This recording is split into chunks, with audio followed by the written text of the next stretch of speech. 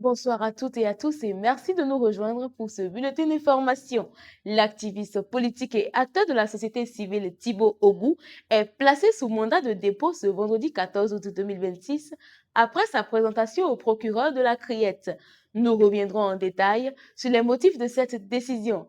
Petite pause gourmande dans ce bulletin. Du 13 au 16 août, Saveurs du Bénin vous invite à célébrer la fête de l'Igname Pilé autour d'un buffet aux saveurs béninoises. Au menu, plusieurs sauces au choix avec des formules à partir de 4000 francs CFA. Rendez-vous chez Saveur du Bénin à Cotonou entre l'Étoile Rouge et le Carrefour Kossi. Retour sur l'actualité à Cotonou.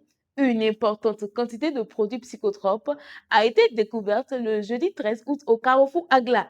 Les faits se sont produits aux environs de midi après l'incendie d'un véhicule abandonné par son conducteur.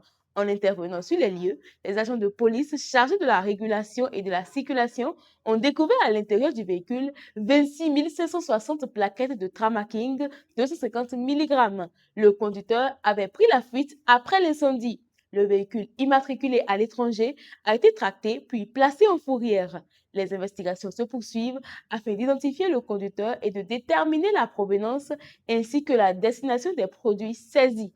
Dans un autre registre, la rentrée scolaire 2026-2027 se prépare bien au Bénin. Les aspirants au métier d'enseignant AME sont appelés à confirmer leur disponibilité pour la prochaine année scolaire. L'opération est ouverte depuis ce vendredi 14 août sur la plateforme EducMaster jusqu'au 20 août 2026 à minuit. Cette confirmation doit permettre aux autorités de finaliser le redéploiement des AME avant la prochaine rentrée.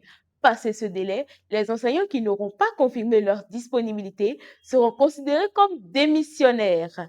À présent, direction Niki, dans le nord-est du pays, où l'heure est aux préparatifs pour un grand rendez-vous culturel. L'édition 2026 de la Gani se tiendra du 25 au 27 août dans la cité historique des Batombou et Ouassangari. Pendant 3 jours, têtes couronnées, dignitaires, cavaliers, griots, acteurs culturels et visiteurs sont attendus pour cette célébration majeure du patrimoine et de l'identité culturelle batonou.